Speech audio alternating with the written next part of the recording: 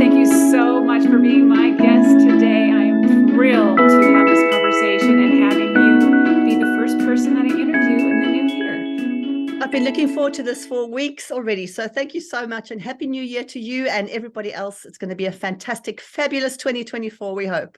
Yes, it is. Yes. I know there's a lot going on in the world, and I think your message is going to bring hope and reinvent some passion within people, because a lot of people, I think your message and your book, which I want to tell everyone about to make sure that they are going to read your book, and it is called Love, Feel, and Age Fabulous. And it's about how we look, feel, and age. Look, feel, and age fabulous. Perfect. Look, feel, and age fabulous. Yeah. Perfect. And I want everyone to read your book, because there are so many, particularly women out there, that feel like you only have one shot, maybe two shots to reinvent yourself. But you can continue to reinvent yourself and try to find new passions and new ways of being in the world, regardless of your background, your age, or your life experiences. So tell us a little bit more about that. Well, thank you so much for this. And I actually want to just pick up on what you've said there, because it does seem that the world in which we live, there are so many messages that say we have to choose once. You know, choose your lifelong partner when you're very young. Choose what you're going to do with your career for the rest of your life. You know, and I can't think of them now, but there's, you know, it's like we have to choose something. There's so much pressure to choose something. Your purpose as well. There's a big thing about your purpose. Find your purpose. Once you found it, then you're away. And that all implies that there's only one of everything. But for me, there isn't. There's multiple lives. There's multiple me's. There's multiple versions of me. There's multiple everything. There isn't just one. And there's, you know, it's a spirit of abundance and reinvention and more, rather than, oh my gosh, there's so much pressure, do it once or you're never going to live it down kind of thing. So I think that's such an important message. So I mean, fabulosity, this is my thing is fabulosity. And it's such a crazy kind of outlandish, but still delicious and titillating way of viewing the world. And it's based on the idea that we can be fabulous in all aspects of our lives, no matter how old we are, no matter how fat we are, how thin we are, how stupid we are, how clever we are, whatever judgments we have on ourselves. All of us, no matter who we are, can be fabulous at any age, at any stage. And that is the thing. And I think the most important thing about fabulous is that it's expansive. It's about bigger and more. And we can all have it all. We can all be fabulous, whatever that means for us. And that's kind of the gist of the Fabulosity message. What a beautiful message, and an exciting message. And I'm sure that some people are out there right now saying, I want to be fabulous. I do, but I have all these reasons why I can't, or but you know, what if, but, you know, people have told me this does not look fabulous. This is not the script for fabulous. So what keeps people from being fabulous, or maybe even looking at or reframing what fabulous is to them? I think one of the biggest problems is that we tend to look to others for validation. So we are constantly living our lives to please others. So for example, you decide, I want to wear more fabulous clothes. I'm so sorry. This is this horrible cough.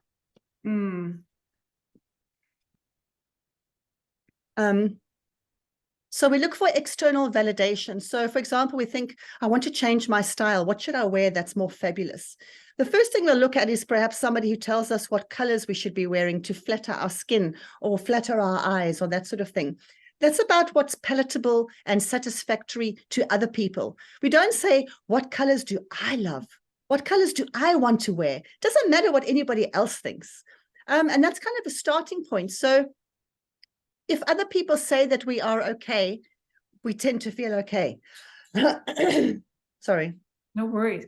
So if other people tell us that we're okay, we tend to feel okay. If other people tell us that we're not intelligent, we tend to feel not intelligent. Teachers will tell us you can't sing, you shouldn't be singing, or you shouldn't be dancing, you shouldn't be doing maths, you're not good at maths. Who are they to tell you what you can and can't do, what you should or shouldn't be doing? But we are riddled with it from the moment we are born to the moment we close our eyes. And I want to change that with the Fabulosity message. We are not here to please other people. We are here to have an experience for ourselves and please ourselves. So we can wear what we want, the colors we want. We can wear the shapes of clothing that we like. Doesn't have to make us look thinner or more younger or whatever the case might be. It's about ourselves. And so few people actually have that outlook on life. And the fabulous message actually scares some people because we are never taught to confront ourselves in this way, to actually say, what do we want? It's scary. But I encourage women to do that, particularly when you get to a certain age. When you step through your midlife portal, it's even worse because there are a lot more messages saying you're too old, you're past it, you're not attractive anymore, you've lost it, your best years are behind you, you're irrelevant, you're small, whatever those messages are. We need to fight against that and understand that that is not the truth. When you step through your midlife portal, that's a time of absolute expansion. Who do you want to be? Who do you want to be next? You don't have to listen to anybody. You can do whatever you want, as long as it fills you up. Absolutely. I'm with you 100%. But I also, felt as I went through midlife, that tug of war, even in clothing, like, oh, is this my age appropriate clothing? But, it's a very interesting time in your life. But I do feel like you have nothing to lose. You only have so much to gain, and you can use all your life experiences of okay, I've learned from some other people what they like, and maybe I'll take that. And I'm not going to take those other things that people are telling me I need to have or do. And you really have a choice and be the driver of your life. And that's the message I'm hearing from you, that you have a choice and you can do it any way that you want. And as a life coach and myself for many, many years, I do believe that when people step into their true, authentic essence of who they are and how that looks and that beingness, that really being it, stepping into it, it not only helps you, but it helps every single person who encounters you. That is so true. And I think a lot of women get stuck because I went through this as well myself a few years ago before I found the Fabulosity life philosophy. And that was, who am I? Who actually am I? What do I want? And that's actually quite a tricky question. That authenticity, be authentic to yourself. Great. But if you don't know who you are, that's quite tricky. So I always say, if you find that you're struggling with that, the way to find yourself is to try and be someone else. So I like to say, who do you want to be next? Because if you can answer that question, that's probably a part of you already that you never explored before, or that you never knew actually existed. So I tried this for myself when I wrote my book. I'd never written a book before. I'm definitely not articulate. I love big words and things like that, but I fall over my words. I don't count myself as an orator or an author at all. But I thought, I want to write a book. So who do I want to be next? I want to be an author. And so I stepped into that personage, what's the word? The persona. Yes, I stepped into the persona of the author. And I had no idea that I could write a book before that. But until I did that, then the book appeared, and now I'm an author. And that's now very authentic to me because I believe it was hiding somewhere in myself. If I could dream it, that means it's a part of who I actually am already. I just haven't explored it. So I think for anyone who thinks, I want to be authentic, but who am I actually? What does that mean? Try that. It might be helpful. It's a great tool. I love that so much, because if you're actually thinking about it in some manner, but then you have all these things that are telling you, beliefs that are telling you, no, but I can't do that. Then it's somewhere inside of you. And you don't know what you're capable of achieving unless you try it and you go past that comfort zone into the unknown. And that is really where the magic starts to happen. So what do you have to lose to just try it, right? So you might surprise yourself, like being an author, and I'm in the same boat as you. I never thought that was not something that I would have told anybody that I could do in my life. Yeah. But like you said, you take the first step, the next step, and all of a sudden it does become a part of you. So tell me, what else has changed in your life since you have taken on this philosophy of fabulosity and really went for it in your own life? Everything. Honestly, everything. I call it a life philosophy. And it's, how can fabulosity or fabulous, the word fabulous, have, be so profound? But it honestly is, because it is so expansive. And I mean, a small example of that is, if I say to you, Terry, you look fabulous today, or I say to you, Terry, you've done a fabulous thing today, you cannot help but smile and feel expanded, can you? I mean, it is such an expansive word. The energy of it is just so all-encompassing. It just takes you to places that you never thought were possible.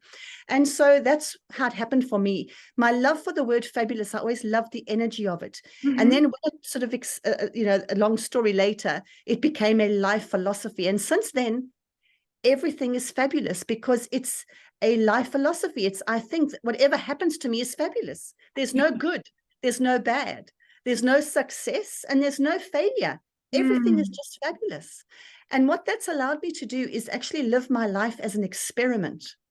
And it's helped me to step into places and versions of me that I never thought were possible, because I have less fear. And fear is what holds us back.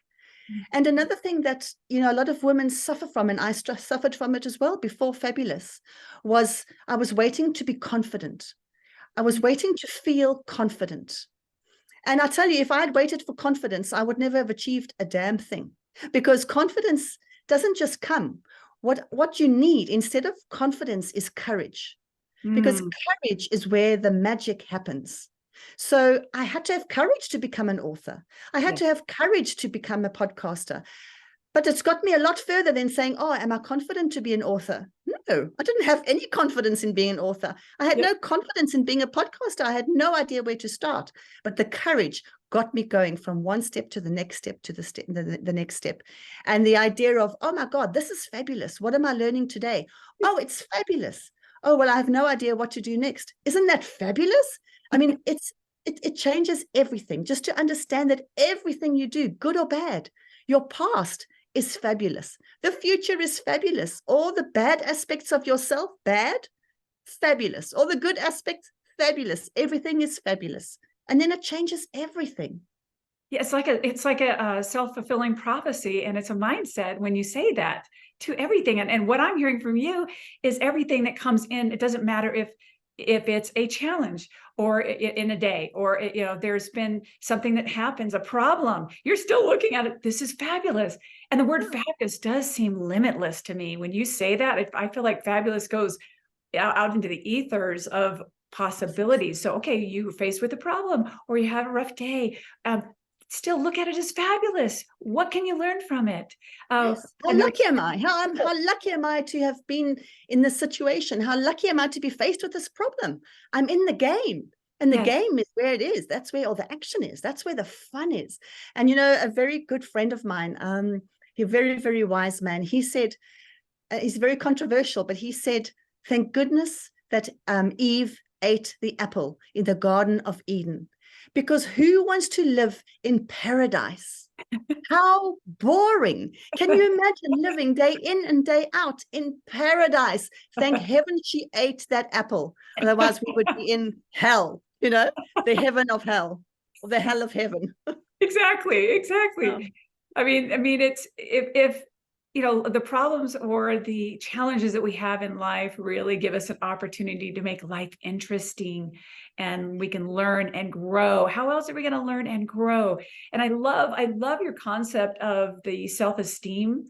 It's almost like the cart before the horse, saying that you think that you have to have all these things in order to get self-confidence. But what if you start just being that courageous person, and then it creates self-esteem, self-reliance, strength, and belief in yourself.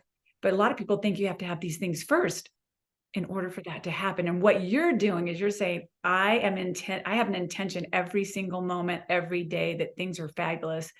And that creates this energy that, to me, it creates fabulosity. And absolutely. And it is that self-identity. That's who am I? Who do I want to be next? So my journey into Fabulosity started with me saying, I want to be the queen of fabulosity. I took on that persona. I am the queen of fabulosity. What the hell does that mean? Oh my word. You know, how does the Right. Then queen you're of scared, like, fabulosity, yes. yeah, exactly. Oh my God. Like, what does the queen of fabulosity wear? What does she say? How does she respond to people? How does she Mhm. respond to problems in her life? What Yes. does she eat? Yes. What exercise does she do? Does she drink water? Yes or no? Of course she does. The Queen of Fabulosity works on her health and her well-being and her fabulosity. And she loves people and she cares for people. She cares for herself. And it just became this like ripple effect of fabulousness that I couldn't believe was actually happening to me. But it started with taking on the self-identity of Mm. the queen, even just the queen itself. Like, wow, Yes. what? I'll get to wear an invisible crown. How Yes. differently do you walk when you say, I'm the queen? You're Is it tall. true? Is it Yeah. true? I don't know. I'm not a queen, but I decide I am. I'm not waiting for anyone else to tell me I'm the queen of fabulosity. I decide that I am. And from there, I can shine. And from there, I can actually help the world. You know, Yeah. it's a form of selfishness that is really good for the planet. And we all need to have a little bit more of that. You know, as caring people, we need to first care for ourselves. And that means being able to understand our value, our worth, and deciding for ourselves what we want and who we are in the world. What a beautiful message that you were shining on a light on for all of us. And we really need to know that almost anything is possible, truly. But it's up to us to believe it and be it. I had a philosophy, my last book that I wrote was 100 Hearts. It was about be, do, and have. And you really have to step into the beingness of whatever it is that you want or be or create in your life. I wanted to be a speaker. And I remember, and it was a daunting, just like being an author, same thing. I remember kind of making a play, like a game of it, playing. And I'd say, okay, I'd like an actor. And I said, okay, today I'm going to pretend like I'm a keynote speaker, and speaking in front of thousands of people. Everyone knows me. And I'm going to visualize people seeing me with my standing like a speaker, my voice is like a speaker, all these things. And I want people kind of looking over and go, I think she's a speaker. And all of a sudden it did start to feel, I started to feel like that was really happening. And I could start to believe it. I had like this little inkling of belief. And that's all it takes, that when you step into it, you start to actually believe it for the very first time. And then you start to really actually be it like I mean, that's the thing. So tell people. And it was a little like you felt like you're playing, like it's a pretend thing, Yes. but it's worth it, because it does work. So what was the first step that you would tell people to do that are listening today? Well, I think the first step is to decide.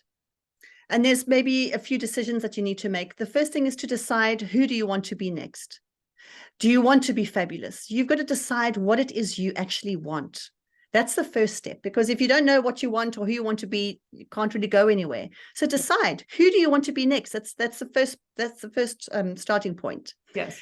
And then from there, you just start to feel and act and look like that is. So I want to be an author, a podcaster, an artist, a hairdresser, a politician, a mother. Don't know what it is. Whatever you want to be, start behaving like you would that person. Start to dress like that person.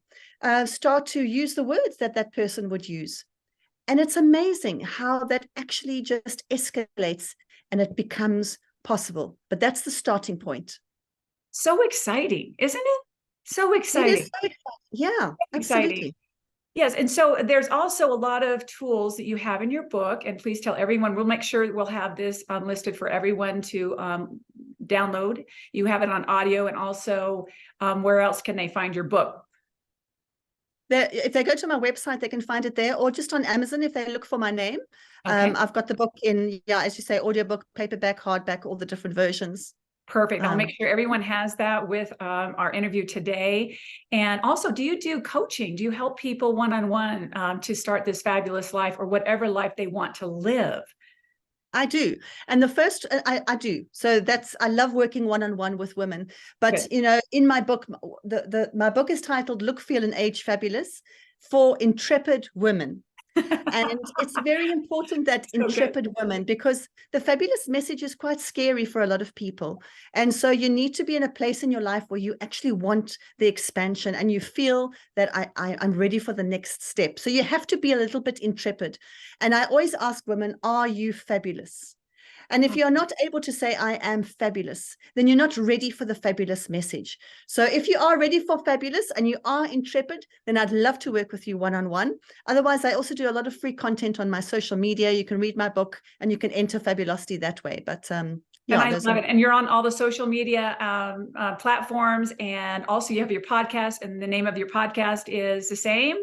It's Come Be Fabulous. Oh, no, that's not, no, the podcast is Fabulous to Meet You. Fabulous to meet Fabulous you. to meet you. And I interview fabulous women. Yeah. Sorry. No, say it again, Yolanda. The podcast is called Fabulous to Meet You.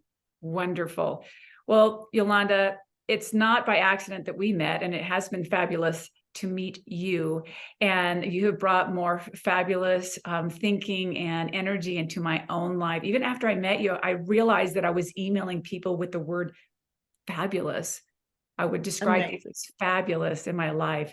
So thank you for entering my life through another person and reminding us, all of us, that we have the capability of being much more than we ever thought we could be in our lives. So the only limits that we're putting on ourselves are from ourselves. And so if you feel intrepid and you want this, know that you have support. We need each other. We are all in this together. We're here to help each other shine our light and be the best version of whoever we want to be. And then in turn, we're going to help change each other in the world. That's how big this really is. So you have the ability to fulfill yourself and be whoever you want. And Yolanda is shining the light and showing you the way. So read her book and reach out to her, follow her. And thank you so much for sharing with us who you are, because it excites us for the new year to kind of step into the unknown and create who we really want to be. So thank you for everything. And thank you, Terry. It's like you just said, it's been so fabulous meeting you. We are the same person, like I said earlier, in different countries. And we definitely share that same sort of life philosophy. And it's been wonderful talking to you. And I love meeting women who are on the same level like you and I are. There are so many of us out there. All it takes is a decision to say, I am fabulous. Once you've made that decision for yourself, you don't have to wait for anyone else to tell you you're fabulous. You decide. And from there, everything just unfolds and just, yeah, it's just wonderful. So thank you so much for the work that you do as well. Very, very important work. And I look forward to collaborating more often. Yes. Well, we're hopefully we're shining the light for a lot of people out there that it is possible, and we're living our best life. And, you know, we are in a different chapter of our lives, and I know that both of us are living our best life, and we're still changing lives. So can you, whoever's listening. Go out there and just take a leap of faith even, and be fabulous. All right. Thank you so much. I look forward to continuing our conversation.